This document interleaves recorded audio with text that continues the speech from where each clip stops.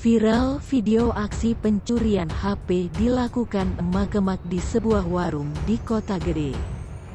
Pemiliknya seorang ibu berkerudung putih sedang berbelanja. Saat akan membayar dia mengeluarkan HP dan lupa memasukkannya kembali.